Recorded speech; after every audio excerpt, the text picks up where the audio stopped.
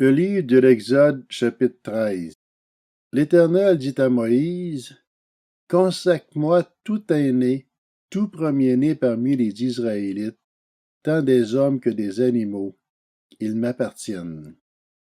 Moïse dit au peuple, souvenez-vous de ce jour où vous êtes sortis d'Égypte, de la maison d'esclavage. En effet, c'est par sa main puissante que l'Éternel vous en a fait sortir. On ne mangera pas de pain levé. Vous sortez aujourd'hui au cours du mois des épis. Quand l'Éternel t'aurait fait entrer dans le pays des Cananéens, des Hittites, des Amoréens, des Hiviens et des Jébusiens, qu'il a juré à tes ancêtres de te donner, pays où coule le lait et le miel. Tu rendras ce culte à l'Éternel au cours de ce même mois. Pendant 7 jours, tu mangeras des pains sans levain, et le 7e jour, il y aura une fête en l'honneur de l'Éternel. On mangera des pains sans levain pendant les 7 jours. On ne verra pas chez toi du pain levé, ni de levain, sur tout ton territoire. Tu diras alors à ton fils, c'est en mémoire de ce que l'Éternel a fait pour moi lorsque je suis sorti d'Égypte. Ce sera pour toi comme un signe sur ta main et comme un souvenir entre tes yeux, afin que la loi de l'Éternel soit dans ta bouche.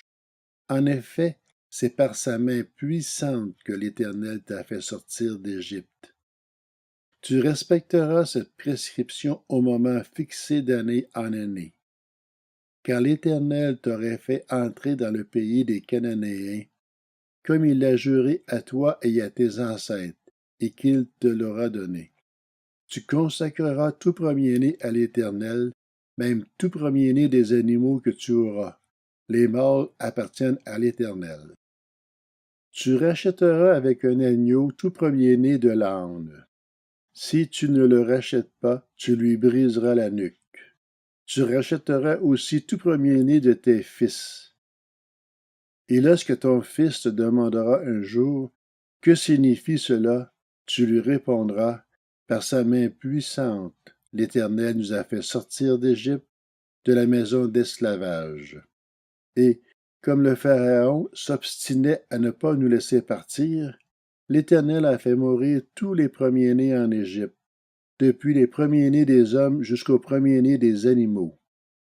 Voilà pourquoi j'offre en sacrifice à l'Éternel tout premier-né des mâles et racheté tout premier-né de mes fils.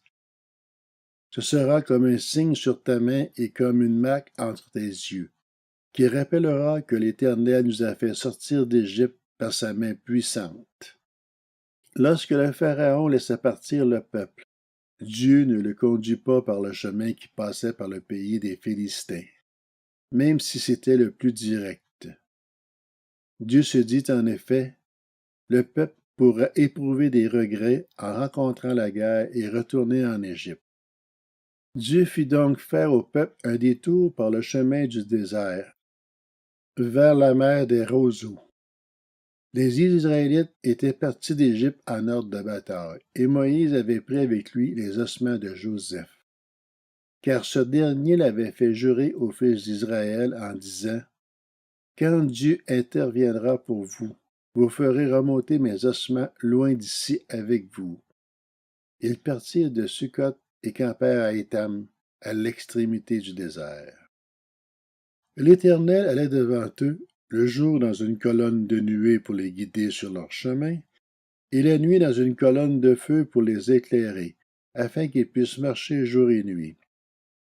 La colonne de nuée ne se retira pas de devant le peuple pendant le jour, ni la colonne de feu pendant la nuit.